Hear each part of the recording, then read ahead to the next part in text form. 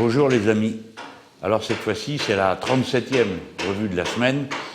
Je pense qu'après celle-là, on va faire une petite pause, parce que le moment est venu de ça. Alors je l'enregistre dans mon bureau de président du groupe La France Insoumise, et vous savez que ce bureau va être bientôt repeint, bientôt. Oui, ça va se faire. Et puis sinon, de l'autre côté, là, aux fenêtres, il y a un chantier.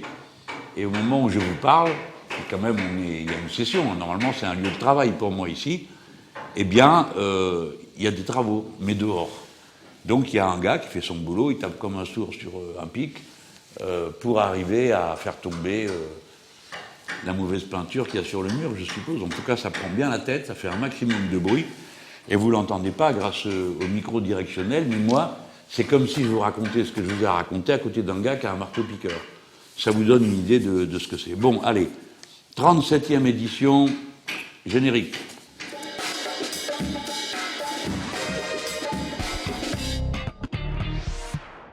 La revue de la semaine, cette fois-ci, elle commence par un sujet essentiel. Le 2 août, la Terre est entrée en dette. Ça veut dire qu'à partir du 2 août, tout ce qu'on va prendre à la Terre, elle est incapable de le reconstituer. Le 2 août, d'année en année, ça avance. Et ça avance de plus en plus vite. D'accord ? Et c'est tellement vrai qu'il y a une équipe de chercheurs qui a dit qu'il ne restait plus que 5% de chance qu'on arrive à contenir le réchauffement climatique à plus de 2 degrés. Vous autres qui me suivez, vous savez que j'ai déjà expliqué ça 100 fois pourquoi c'était comme ça. Qu'à la COP 21, on n'est pas arrivé à limiter les projets, les activités, avec la perspective 2%. C'est pas vrai. Il y a 21 000 îles qui vont disparaître. Et personne ne sait ce qui se passe à partir de 2 degrés de réchauffement climatique. C'est-à-dire qu'on aura de plus en plus d'événements extrêmes.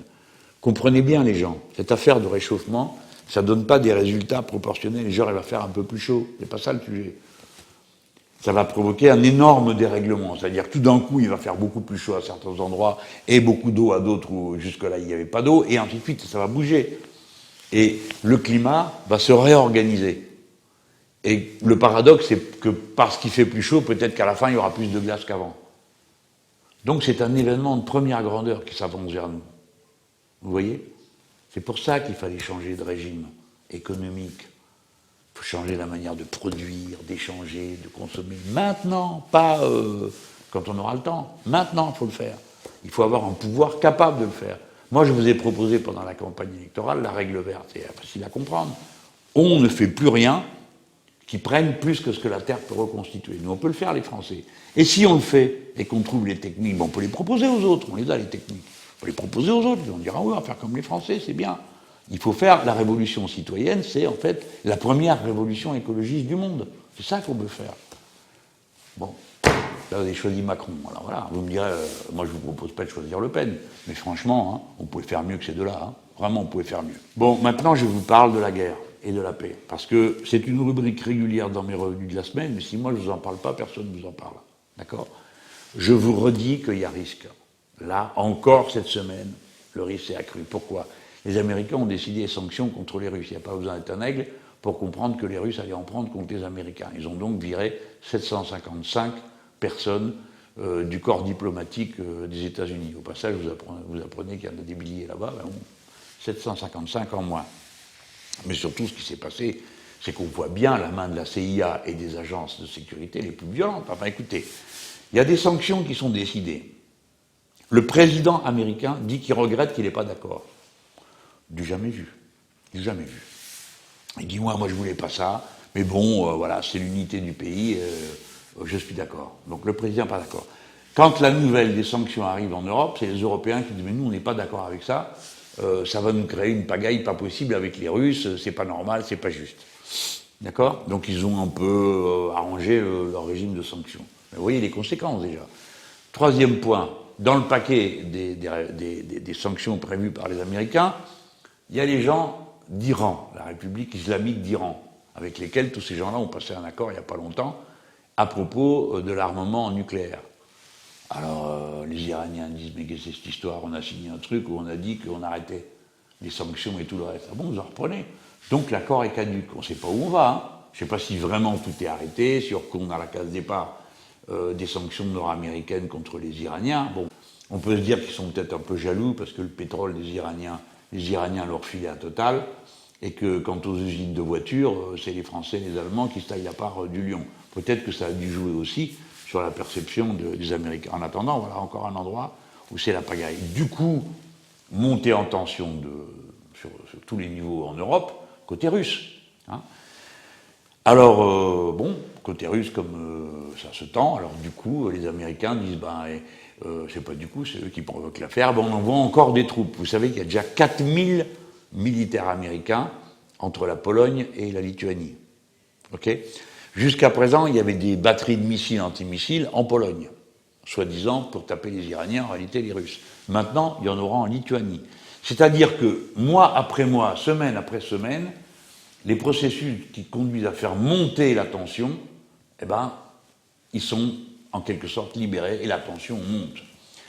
Ça, c'est pour l'Europe, et c'est dans un environnement qui n'est pas très sympa, parce que pendant ce temps-là, les Chinois, qui voient bien que les Nord-Américains les menacent, et ont décidé d'ailleurs de passer maintenant à une attitude beaucoup plus agressive, les Chinois aussi, ils disent, mais attendez, faut que vous compreniez bien à qui vous parlez. Vous parlez à une grande puissance militaire. Même si les Chinois sont à des années-lumière du budget militaire des Américains, c'est quand même une armée puissante, importante et très bien équipée. Alors là, ils viennent faire une grande démonstration de force, figurez-vous. Là-bas en Chine, pour les 90 ans de l'armée rouge, l'armée populaire de libération nationale. Ça s'appelle, l'armée de la longue marche, l'armée chinoise. C'est pas rien. Hein. Alors là, ça, c'est pour les Chinois. Évidemment, ça tend avec les Japonais. Donc, sur la terre entière, les amis, les choses sont en train de se tendre. Regardez bien les types qui sont au pouvoir. Trump, un gros nationaliste, mis en danger par ceux qui sont en train de pousser à la tension, c'est-à-dire la CIA, la NSA, les autres agences de sécurité. En tout cas, c'est Trump. Vous arrivez en Russie, c'est M. Poutine, qui est quand même un grand nationaliste. Vous passez en Chine, vous avez M. Xi Jinping, qui lui vient de faire les démonstrations de force de son armée. Vous passez en Inde, le Premier ministre est nationaliste. Vous passez au Pakistan, le Premier ministre est nationaliste. Là, je vous parle des grands pays du monde. Les grands pays par le nombre de populations que ça brasse, d'accord ? Et nous, pendant ce temps, qu'est-ce qu'on fait ? Juncker, Macron et Merkel. Voilà, bon. C'est-à-dire, des gens, on voit à travers eux, quoi. Ils sont pas à la hauteur du rôle et du moment politique. Donc voilà, il y a danger, les amis. Moi, je vous informe, je vous préviens pour que vous suiviez chacune des étapes. Et en ce moment, il y a beaucoup trop de militaires américains en Europe. Il y a beaucoup trop de batteries de missiles antimissiles. Il y a beaucoup trop de tensions avec les Asiatiques, avec les Russes. Et nous, les Français, nous sommes embarqués là-dedans, par des benets qui ne savent pas affirmer une position autonome et indépendante de la France. Bon, maintenant, je vous parle de ce qui s'est passé à l'Assemblée ces derniers temps, parce que bon, moi j'ai le nez dessus, je suis dedans du matin au soir, depuis que la session parlementaire a commencé. Alors il faut bien que vous regardiez, bien que vous compreniez ce qui est en train de se passer, parce que c'est de la politique vivante, et c'est pas parce qu'on est au mois de juillet que tous les compteurs sont bloqués. Allez pas croire ça, l'histoire continue. Et la vague dégagite, elle arrive comme les belles vagues qui ont en ce moment sur les plages sur lesquelles vous êtes. Il faut que vous arriviez à comprendre comment nous, à la France Insoumise, les 17 qui sommes là, mais aussi toute l'équipe opérationnelle du mouvement, ont la vie. Alors, quand je vous parle d'équipe opérationnelle, tiens, au passage, je précise que c'est tous ceux qui avaient une responsabilité pendant la campagne présidentielle et législative au niveau national et qui ne sont pas dans le groupe des députés, qui conservent tous les responsabilités qu'ils avaient pour faire tourner chaque domaine, parce que ça se voit pas, mais il y a plein de choses qui étaient en route et qui doivent continuer, et d'autres qui vont avoir lieu, et il faut bien les prendre en charge. Par exemple, les rencontres, les amphis d'été que nous allons tenir à Marseille à la fin du mois d'août, ou bien la conduite des caravanes qui sont à partir du 6 août sur les routes de France. Je parle de la caravane nationale, les amis, fait les tours des quartiers de France pour reprendre le travail sur les droits sociaux des gens et leur permettre d'y accéder quand ils ne savent pas que ça existe, et puis faire la démonstration, l'explication de ce que c'est que cette histoire de ordonnance détruisant le code du travail. Mais déjà en juillet, il y a eu des équipes qui ont fait ce travail localement. Et en août, il y aura les 2 caravanes nationales, mais en même temps des petites caravanes locales. Par exemple, à Toulouse, ils en font plusieurs qui passent dans les quartiers, et puis c'est du matin au soir. Hein. C'est sérieux, on discute avec les gens qui sont là. Bon. Donc tout ça, ça prend place dans une seule réalité politique. Hein. C'est pas parce qu'on est sur plusieurs fronts qu'il n'y a pas un chef d'orchestre qui, lui, ne perd pas de vue la totalité du système. Alors il se trouve que pour l'instant, le chef d'orchestre, c'est moi, et que donc je ne perds pas de vue la totalité du système. D'abord, le système politique. D'habitude, quand vous élisez un président de la République, allez tchouf, on tourne la page, et tout ce qu'il y avait avant, bah, ma foi, bon, ça passe avec les eaux usées, quoi, hein, vous voyez, bon. Et puis, il y a une nouvelle période qui commence. Alors, d'habitude, il y a un état de grâce. Et puis, bon, il s'installe. Et puis, il vote le premier budget de l'État. Puis, bon, il y a un délai comme ça pendant lequel l'opposition et les perdants de la présidentielle sont au tapis et attendent que l'eau remonte pour eux. Et là, la victoire de M. Macron, elle n'a pas du tout le même sens que les autres victoires au présidentiel. Faut la comprendre dans la séquence longue à l'intérieur de laquelle elle est. L'événement Macron, il prend son sens par rapport à des tas d'autres choses qui étaient là avant. Par exemple, le viol de la démocratie en 2005 sur le référendum constitutionnel, les mensonges de Hollande trahissant sa parole. Donc ça a conduit à balayer les partis de l'alternance et à faire sortir d'un côté Macron et de l'autre côté la France insoumise qui a fait qui est passé en tête de toutes les organisations qui venaient de ce secteur de la géographie politique. Voilà. Donc, quand Macron arrive, il n'a pas fait d'adhésion à son programme. On l'a dit 10 fois. Alors, les gens disent « Ah, vous exagérez parce que vous êtes malcontent, parce que vous n'avez pas gagné. » Mais ce n'est pas le sujet. On le sait qu'on n'a pas gagné. Et on respecte la décision qui a été prise. Hein. Dans une démocratie, c'est comme ça. Mais il n'empêche, c'est pas le fait de voter peut changer beaucoup de choses, évidemment, mais ça n'annule pas la réalité. Et la réalité, c'est d'abord ça, la vague dégagiste. Alors ils se sont dit, ben voilà, on va mettre un homme qui est là, qui est jeune, et il donne l'impression à lui tout seul d'être le renouveau, et puis traverser du pont d'Arcole en courant. Ben d'accord, traverse le pont d'Arcole, mais t'arrêtes pas au milieu. Or, c'est ce qui vient de lui arriver. Parce que, pourquoi ça se passe comme ça? Parce que il attaque le mois de juillet, convoque une session extraordinaire du Parlement. Il n'y a aucun besoin. Il n'y a pas d'urgence de faire ça. Eux, ils disent, oui, c'est pour régler le chômage. Enfin, c'est pas vrai.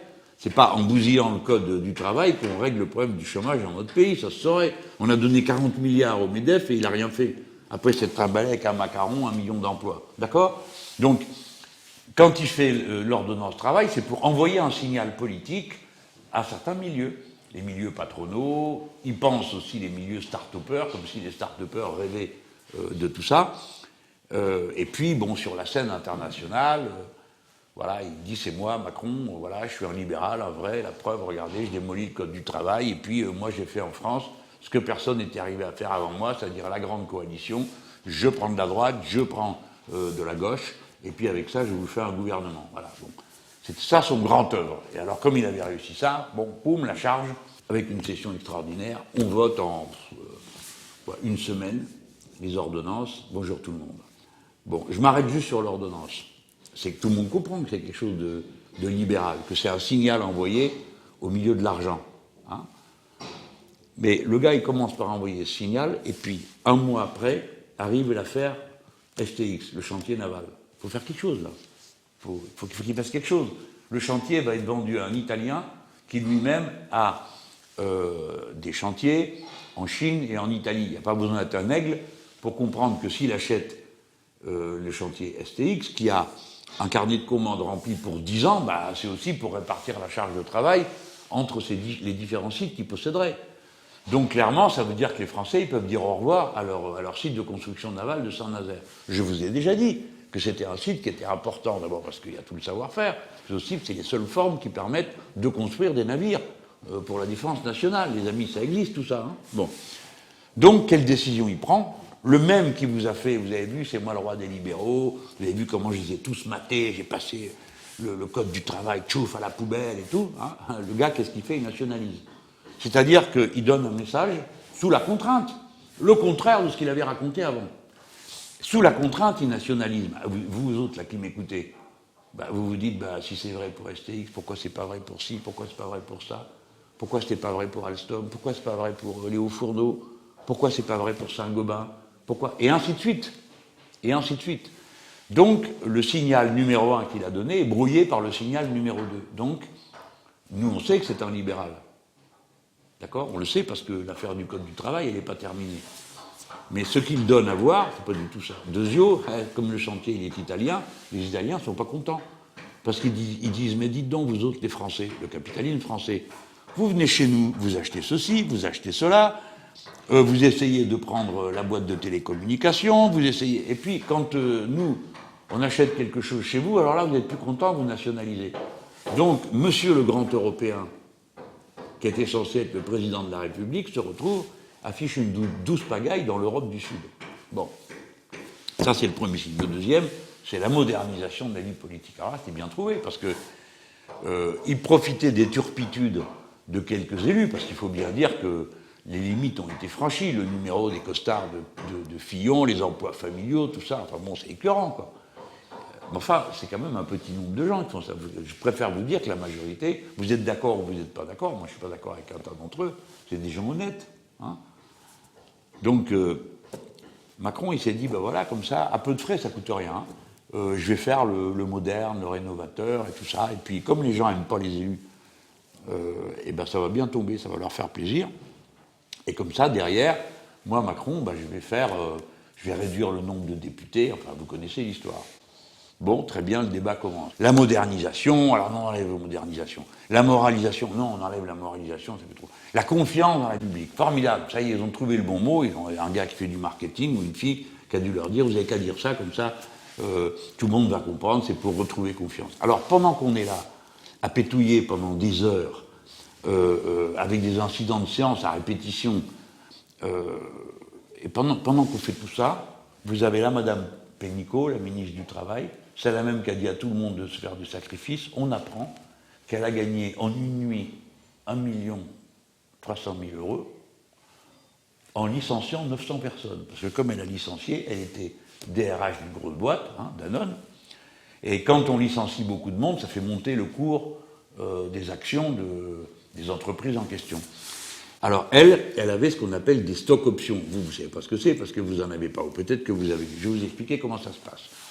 Vous arrivez et on vous dit, écoutez, monsieur machin, madame truc, on vous réserve, par exemple, 100 actions à la valeur d'aujourd'hui. Mettons que ce soit 100 € ou 100 $, ce que vous voulez. D'accord? À la valeur d'aujourd'hui. On vous les met de côté. Alors vous n'allez pas sortir en rond, d'accord? Rien. Vous savez que vous avez son de côté pour vous, comme si vous diriez, je vais chez le boulanger, je lui dis, bon, tu me gardes 2 baguettes, je vais acheter les fruits et après je repasse. D'accord?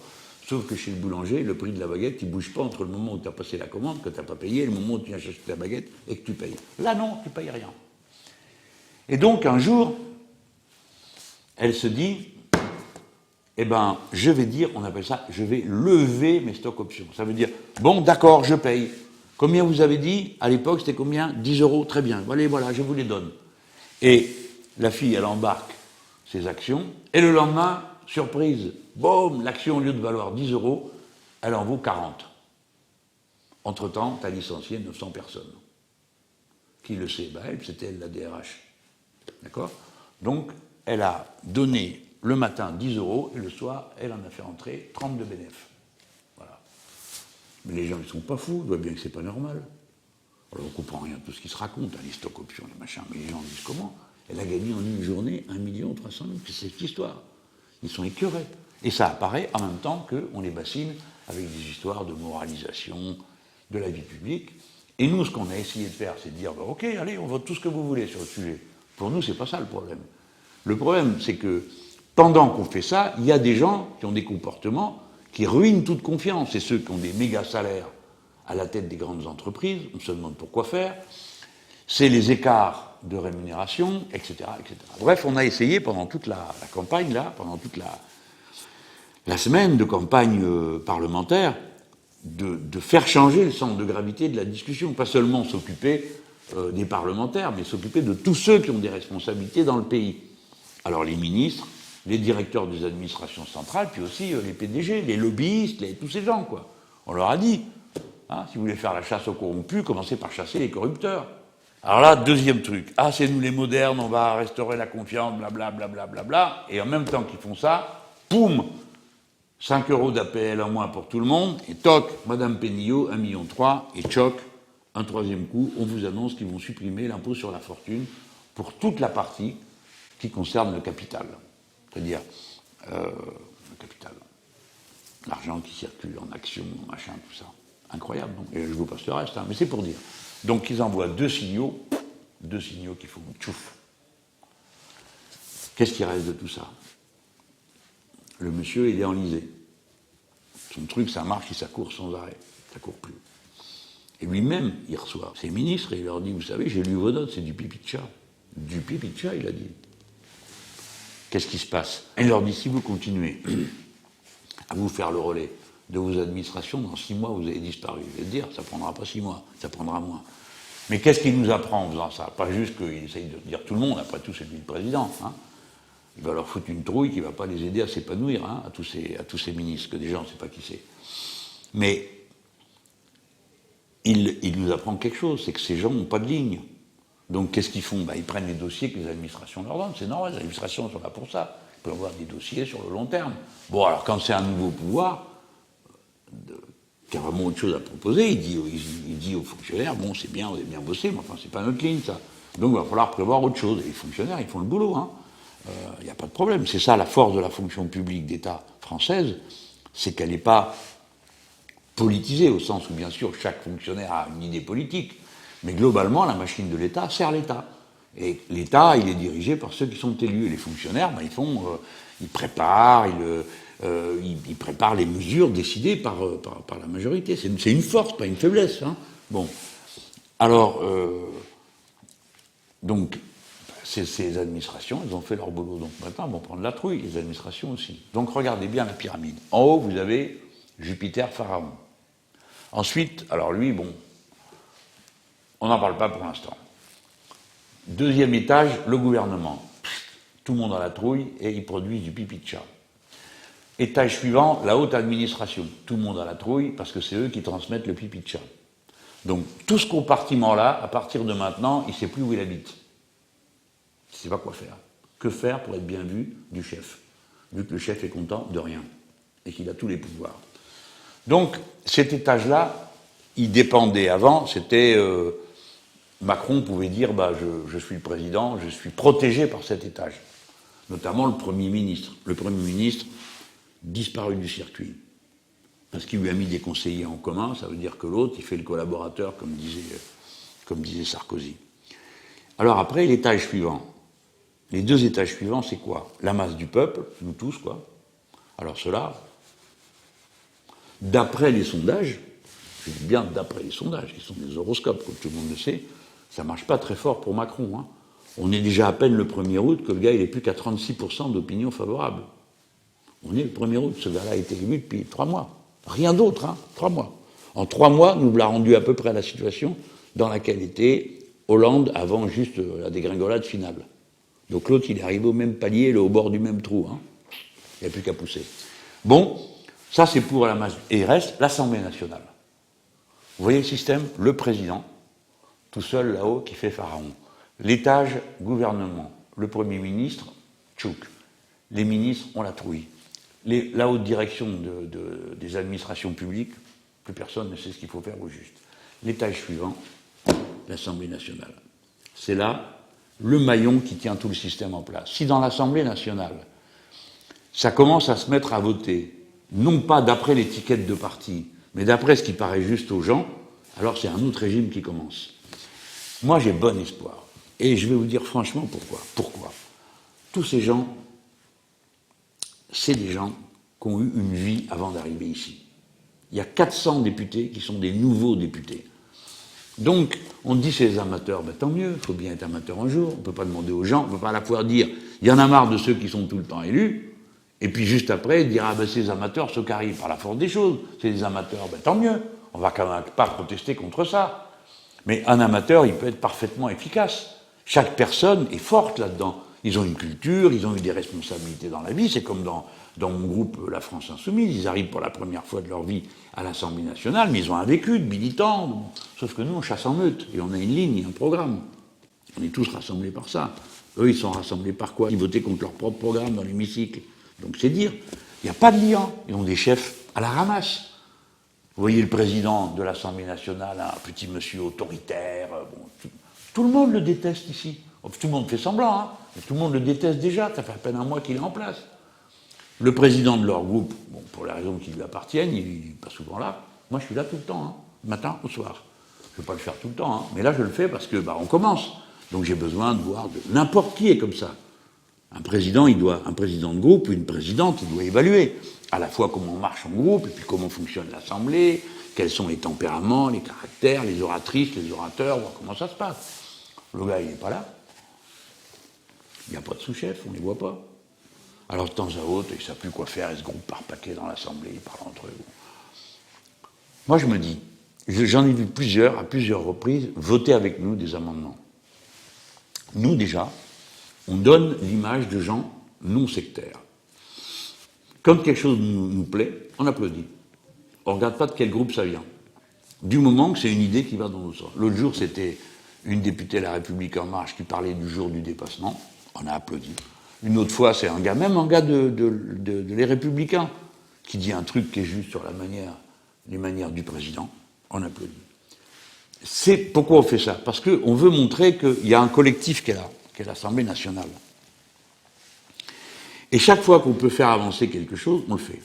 Exemple, on a présenté un amendement en commun pour faire sauter ce qu'on appelle le verrou de Bercy. Le verrou de Bercy, c'est le fait que seule l'administration fiscale a le droit de déclencher une poursuite. C'est elle qui peut la faire déclencher contre un contrevenant qui n'a pas payé ses impôts. Pas rien quand même. Le verrou de Bercy, ça s'appelle. On a fait une conférence de presse commune avec un amendement commun. À cette conférence de presse participaient des gens qui n'ont rien à voir entre eux, hein, le reste du temps, mais qui sur ce point-là étaient d'accord. Alors on avait la France Insoumise, GDR, c'est-à-dire les communistes et leurs alliés, Nouvelle Gauche, c'est-à-dire le Parti Socialiste, et les Républicains, c'est-à-dire la droite. Et je crois qu'il y avait aussi avec nous les constructifs, je ne me rappelle pas bien. Voilà. Au moins 5 formations. Bref, pardon, on était même 6. Et sur 7 groupes que comporte l'Assemblée nationale, 6 étaient d'accord pour dire qu'il faut faire sauter le verrou de Bercy. Ça valait la peine, non? Donc on n'a pas regardé les étiquettes. On s'est mis d'accord sur le contenu. Mais on pourrait dire, non. Non. On l'a fait parce qu'il y avait un point commun d'accord. Donc, si c'est possible, on le fait. Il faut qu'on travaille comme ça. Si c'est possible, on le fait. Pourquoi? Parce que ça fait vivre l'Assemblée en tant qu'Assemblée. C'est pas au sifflet, tout le monde vote au canon derrière ses chefs. Et là, aujourd'hui, on a déposé un recours au Conseil constitutionnel contre l'ordonnance sur le Code du travail. Bon, on est content, il faut être 60. Nous, on n'a pas 60 élus. Qu'est-ce qu'on a fait? On s'est mis d'accord avec le groupe GDR, les communistes. Ils sont 16. Et nous, 17, ça fait 33. Il faut arriver à 60. Donc on a été voir Nouvelle Gauche, là, les socialistes. Puis on a été voir les Corses. Alors on a dit, voilà, est-ce qu'on signe ensemble? Alors on s'est mis d'accord. Hein, et on a signé ensemble. Donc il y a un recours qui va au Conseil constitutionnel. On va voir ce que ça donne, mais c'est une démonstration du fait qu'on peut arriver à faire vivre une vie parlementaire à l'Assemblée. Pourtant, je ne vais pas vous raconter tout ce qui peut nous séparer du Parti socialiste. Mais ce n'est pas le sujet, là. C'est pas le sujet. Ce qui est important, c'est de faire avancer la respiration de l'Assemblée. Voilà comment il faut procéder. Et moi, je fais le pari que plus Macron va se raidir. Alors lui, c'est son problème, il est le président de la République. Mais tous les étages intermédiaires, tout le monde fait comme le chef. Donc tout le long, il se comporte de plus en plus brutalement. Nous, on l'a vu ici, il y a eu des soirs, c'était complètement paranoïaque, l'équipe de la direction d'En Marche. Vous voyez des complots partout, croyez qu'on voulait déstabiliser. Non, et les gars, les filles, ça s'appelle un débat parlementaire, ce qu'on fait là. Je dis oui, vous n'arrêtez pas d'être contre. Ben oui, on est l'opposition. Et on est contre. Mais c'est un débat, c'est normal que ça ait lieu. Bon, eux, ça les indigne. Alors, il y avait des réactions brutales. Et ils ont sans arrêt des réactions brutales. Et alors, il y a 10 jours, plus personne ne comprend rien. Pourquoi? Pas parce que c'est des amateurs. C'est parce que dans la compétition à la surenchère de l'autorité, t'en as toujours un qui veut en rajouter sur l'autre. On vient de passer une semaine à discuter d'une loi, je viens de vous le dire, sur la confiance dans la vie publique, etc. C'est-à-dire le statut des élus, leurs sous et tout ça. Ok, une semaine à 500. Et un matin, on se lève, et M. de Rugy à la radio, de Rugy, c'est le président de cette assemblée, et il annonce qu'il va changer le nombre des députés, la retraite des parlementaires, le ceci, le cela, et un tas de trucs dont on avait parlé pendant le débat, qui avaient été retoqués, et au nom de quoi c'est ce monsieur tout seul qui décide de tout ça? Mais c'est pas possible, c'est même pas son droit constitutionnel de changer le nombre de députés. C'est pas le président de l'Assemblée qui choisit le nombre de députés. Enfin, c'est une histoire de fou, ça. C'est une loi, ça a à voir avec la Constitution, ça a à voir avec la loi organique. Et le gars, lui tout seul, comme ça, il se fait le chevalier blanc. Ah, mais il faut pouvoir, monsieur de Rugy, faire le chevalier blanc. Parce que dans une logique comme celle-là, vous avez bien compris, c'est un escalier, ça monte sans cesse. Alors vous en avez un qui dit comme ça, l'autre comme ça, l'autre comme ça. Monsieur de Rugy veut monter quelques marches, et ben on lui propose, au lieu d'inventer des choses qui ne se feront pas parce qu'elles ne dépendent pas de lui, on pourrait organiser les choses qui dépendent de lui. Nous allons prendre un exemple. Pour quelle raison le président de l'Assemblée nationale est payé 2 fois plus que les autres députés? Est-ce qu'il fait 2 fois plus de travail? En tout cas, il n'est pas mobilisé 2 fois plus, parce que l'autre soir, il n'était pas là. Moi, j'y étais, mais lui, non. Il n'y a pas que lui qui n'était pas là. D'accord? Pourquoi il gagne 2 fois plus que les autres? Qu'est-ce qu'il fait de si spécial? D'habitude, on dit en latin primus inter pares. Moi, je suis président de mon groupe, ça ne me donne pas un copec de plus pour ça, et c'est normal, pourquoi faire? Bon. On est premier parmi les siens. Voilà. Donc, le président de l'Assemblée nationale, c'est un grand honneur d'être président de l'Assemblée nationale, mais c'est le premier parmi les siens. Il n'y a pas de raison qu'il gagne le double. Surtout que le gars, il est logé, il est nourri, il est blanchi, il est transporté, ça va quoi, il n'a pas de frais supplémentaires. Bon. Justement, parlons-en. Vous saviez, vous, qu'il y a 36 contractuels au service du président. Attention, je ne vous parle pas des fonctionnaires, je ne parle pas du nombre de fonctionnaires, ça va s'en occuper après. Mais là, le gars, il recrute 36 personnes. Il arrive, il a le droit à plus 36. Nous, c'est plus 3, des assistants. Lui, c'est 36. Il y en a du boulot, il faut être 36 pour le faire. Plus les fonctionnaires. Pourquoi 36? Alors ceux-là, il les nomme, et le jour où il n'est plus président, ils s'en vont. C'est des contrats, comme les contrats d'assistance, des contrats à durée déterminée, d'accord? Pourquoi 36? Pourquoi faire?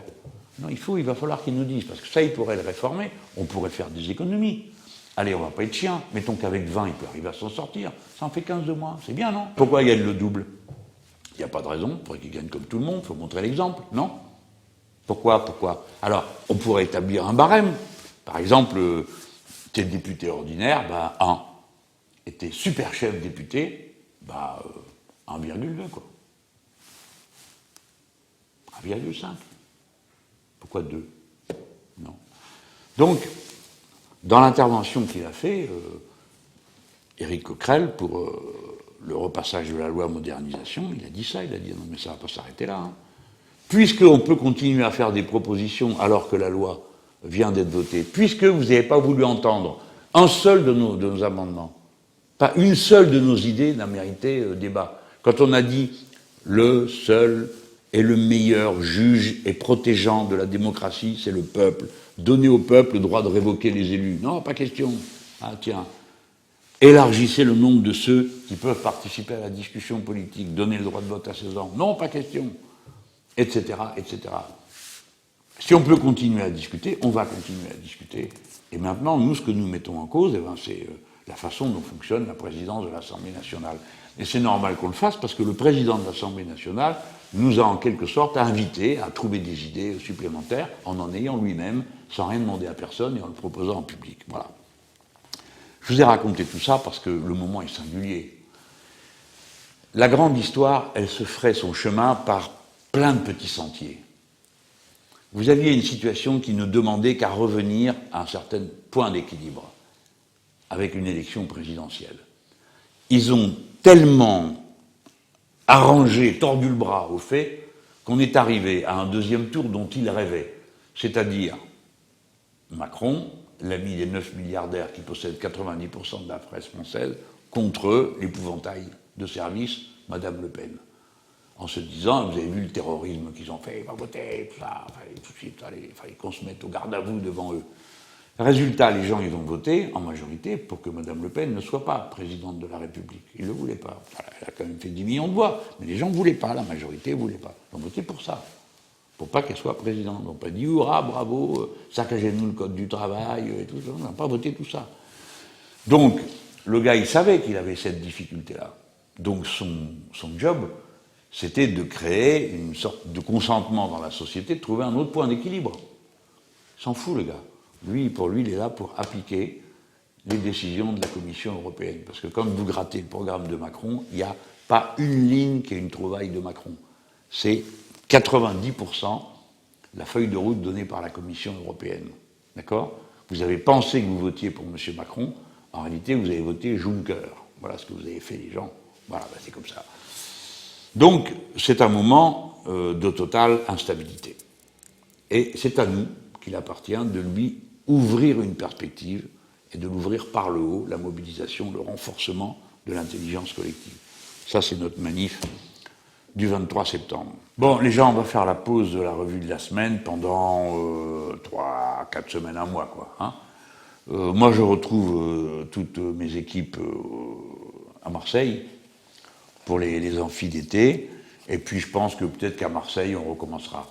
Hein, donc, c'est pas si loin que ça, c'est vers le 24, 25, 26, ou bien on attendra d'avoir fini notre université d'été, parce qu'il va se passer pas mal de choses, et puis on fera ça à la première semaine de septembre. Donc je vous souhaite à tous de bonnes vacances. Moi j'ai encore du boulot pour une semaine. Bon, alors évidemment que vous pouvez contribuer à l'effort de guerre, hein. Pour ça vous appuyez, vous cliquez, vous mettez les petits pouces bleus, comme ça, ça donne le sourire à tous ceux qui font cette émission. Je vous dis merci à vous tous qui vous êtes abonnés, qui avez maintenu votre intérêt pour ce qu'on fait, ça nous a aidé. On va essayer à la rentrée, sans doute, on va refondre la formule parce qu'il faut que ça bouge, que ça change. On a des médias qui sont quand même assez souples, hein. Donc c'est à nous de trouver l'idée sans non plus que ça bouffe en tant que tel à fabriquer, que bon, ça vaut plus la peine, hein. Moi, je dirige pas une agence de cinéma, hein, les amis, hein. Oh. Donc on fait ça. Là, vous voyez, je vais retourner dans l'hémicycle.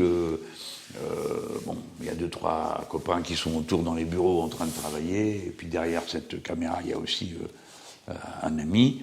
Bon, voilà, il faut que ça reste raisonnable dans la production et la fabrication. Apparemment, ça ne vous a pas gêné jusqu'à présent. Ceux qui ont fait les émissions sur le plan pratique ont fait, moi je trouve, une plutôt belle réalisation, mais que tout ça a été fait avec les moyens du bord. Et puis ce qui est infernal, c'est moi là-dedans, parce qu'avec moi, on fait une prise, pas 2, je recommence pas. Et puis après, bon, les copains se débrouillent pour couper, coller, bon, et faire quelque chose que vous arrivez à regarder sans que ça vous saoule de trop. Bon, voilà, moi je vais finir mon travail et ensuite je vous garantis que je vais bien me reposer pendant 15 jours, hein, à peine. Mais bon, 15 jours c'est bien, ça va le faire. Et puis vous, il faut bien vous reposer parce que je vais avoir besoin vraiment de tout le monde là, à la rentrée. Hein.